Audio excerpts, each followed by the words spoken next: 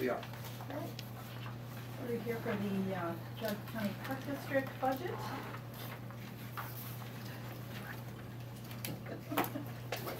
My friend moment. You know what, I gave you all of this, I'm to waiting until review. now, so I think I know this Okay. one. The budget submitted to the auditor's office indicated a beginning balance in the general fund of $2,793,750. You requested revenue to be certified in the amount of $6,850,215. We will certify that exact amount. With your estimated expenses of $6,880,510, you would have an ending balance of $2,763,455. In your construction fund, estimated beginning balance according to your budget is $1,482,984. Your requested revenue in the amount of $1,495,340. And we will certify that amount. With your estimated expenses of $2,273,960, you would end 2019 with cash balance of $704,364. In the retirement reserve fund, your budget indicated beginning balance of $83,620, estimated revenue of $500, no expense, and an ending balance of $84,120. In the capital reserve fund, your budget indicated beginning balance of $763,081, estimated revenue of $9,000, no estimated expense, so you would have an ending balance of $772,081. In your K-9 fund, you have a beginning balance of $2,025, estimated revenue of $3,000, estimated expense of $5,000 for an ending balance of $25. Total millage for tax year 2018 to be collected in 2019.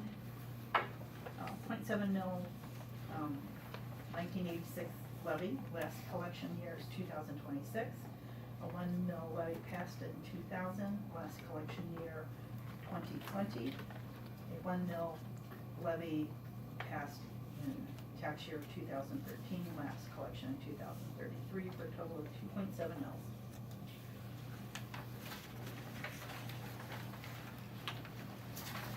Cory. Your ending cash balance in the general fund is $3.4 million. Last year you estimated it was going to be $1.2 million. That's a $2 million increase. That's a lot of dough. Even though your money levels are high, your estimate is almost 300% from your actual cash. That's a signal. So you gotta, I think, be a little more cautious about what you say you're going to spend and what you actually spend, at least out of the general fund. Construction fund, you were going to make a $750,000 acquisition. I think you did, didn't you? We did not last year. So that's why there's so much cash in there, because you use construction for acquisition. Because you already set the money over in It's for Dale's special fund. Right. Yeah. To hide it, but it's still 'Cause there. this- I see it. This says It's hard to hide that. you were going to spend $798,000, but you got almost $2.6 million. So that would pay for over 2 years of expenditures. I know that's not going to be the case, but that's what this data shows. That's a concern as well. Then if you go to your capital reserve, the Dale Fund, where are you investing I'm that? okay with that. I'm not sure what you're asking. Everyone should have Are you something putting it named in after them. CDs, or notes, or agencies, or cash? I believe it's cash because we do receive interest, Just cash in the bank? yes. Okay, how much interest do you get? This says you're gonna get $9,000 on almost $1 million. I think you can do a lot better, unless you're gonna spend that money. You can do a lot better. You can get a 2% agency, or put it in Star. Star's almost 2%. Overnight money, unless you're gonna use this in the next 3 to 6 months, put it away, lock it up for a year. I think traditionally we just have to treasury and just taken the interest that we get in the general fund. What- So I didn't think any I further. think what Chris is referring to, not the fund you're keeping it in, what vehicle? Is it a Right. bank? Yeah. Just a commercial bank? So it's probably like a, less than a 1% return on that money. You could even ladder that money. If you don't think you're gonna consume it in the near future, you can ladder it and have short-term investment, mid-term investment, long-term investment. You'll double, triple, quadruple the interest you're getting on the taxpayers' money, which is just more money, which is a good thing. Now, when we first created this, it was like $2 or $3 million.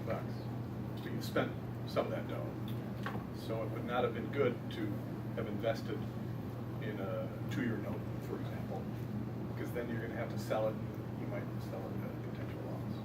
But if this money's gonna be locked away for a while, I'd lock it up. If I remember at the start, we could get the money out almost instantly. 3 days. Yeah. Sure. You can also go with like a meter plan, meter investments, which will let you ladder, and they have liquid money. Depends on how much you consider that you need liquid. That's where your planning is gonna kick in.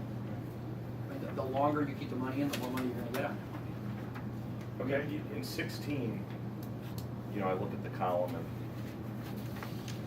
the general fund numbers didn't match up great, but they weren't horrible. The land construction fund numbers matched up really well. And then 2017, you're right back at it. I mean, it's like it's made it. To me, this budget's completely pointless. This isn't a budget. But these numbers are, well, we're gonna have an ending balance of 798,000, will be actually 2.6 million. Why even do a budget? Just get a pile of money in the bank and then, spend it as projects come up, because I just don't see any real budgeting here. You're going right back to what you did before. So, and then when the heat gets on you next year, you're just gonna stick the money back in the capital reserve fund and say everything's okay and keep misleading the taxpayers. That's the way I see it. Are you on is this just a spreadsheet that you do your budgeting on, or is this a software program? The spreadsheet. What software program do you use for your financials? New World.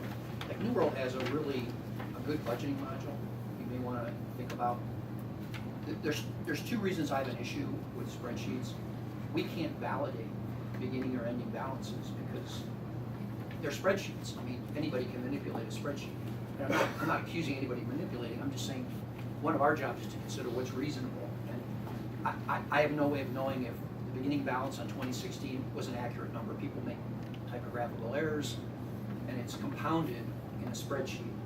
So I would recommend, if you're on New World already, use the New World budgeting tool to produce it in a format that everyone can validate. The other thing is, especially something, I mean, this is a significant budget. It's really important that we have far looking out as much as we can, a 5-year budget plan. You're operating similar to a school. Schools are required to do 5-year budget. And I understand you're not required, but it's helpful for us.